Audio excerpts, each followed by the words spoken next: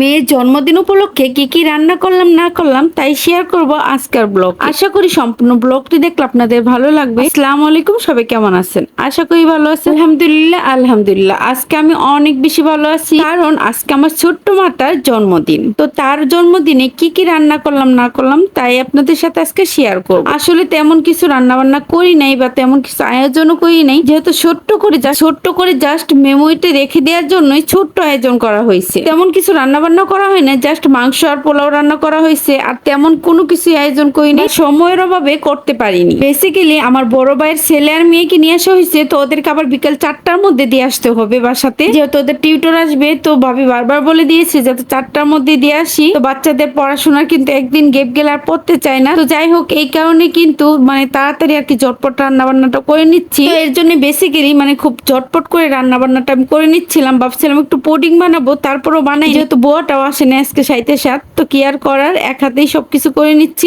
পাশাপাশি আমার কাজিন আমাকে একটু হেল্প করলো। তো যাই হোক, আম্মু একটু হেল্প করছে। তো যেহেতু 2টার মধ্যেই সবকিছু রেডি করতে হবে, তার জন্য একটু ঝটপটি রান্না করে নিচ্ছি। ওই যে সকালে রান্না বান্না করে খেয়ে দিয়ে দেন এটা লেগে পড়লাম, কাজে লেগে পড়লাম। যেহেতু সকালেরটা করতে করতে 11টা 12টা বেজে গেছে, তো আমি রান্না বান্নার কাজটা করে নিচ্ছি। আর আমার কাজিনকে বললাম ঘরদোর গুলো একটু পরিষ্কার করে নে, সাজিয়ে নে। তো যাই হোক, যেহেতু সিম্পলি আয়োজন করা, তো ওরকম সাজানো হবে না, তো একটু গোছগাছের যেহেতু ব্যাপার আছে, তো ওই ফাঁকে এইটা করা হচ্ছে। আর আম্মুকে দিয়েছি বেবিদের সামলাতে। তো এইভাবে আমরা 3জনে কাজগুলো করে নিলাম, সামলিয়ে নিলাম। এটা কিন্তু আমি আগেই বসিয়ে দিয়েছি, সিম্পলি আমরা যেভাবে না মাংস বসাই, তো ওইভাবে মাংসটা বসিয়ে দিয়েছি কষিয়ে। তো আর এই তো দেখেন যে পোলাও চাউলটা দিয়ে পোলাও চাউলটা ভেজে নিলাম। পোলাও চাউলটা ভেজে নিলে পোলাওটা কিন্তু ঝরঝরা হয়, তো আপনারা যত পারেন ভেজে নেবেন। আর এই তো গরম পানি দিয়ে দিচ্ছি, আর অবশ্যই ফোটানো পানি দেওয়ার ট্রাই করবো। তো পানিটাকে আমি আগে কুকারে বসিয়ে দিয়েছিলাম মেপে, তো এই তো ফুটে গেছে, এখন দিয়ে দিলাম। আর এই ফাঁকে কিন্তু মাংসটাও নাড়া দিচ্ছি, আর পোলাওটাও আমি ঢেকে দিলাম। পোলাওটা ঢেকে মাংসটাকে এখন নেড়ে দিব। তো এই যে আমি ঢাকনাটা খুলে নিচ্ছি, খুলে মাংসটা নেড়ে দিব। মাংসটা কিন্তু আমি আগে তেল দিয়ে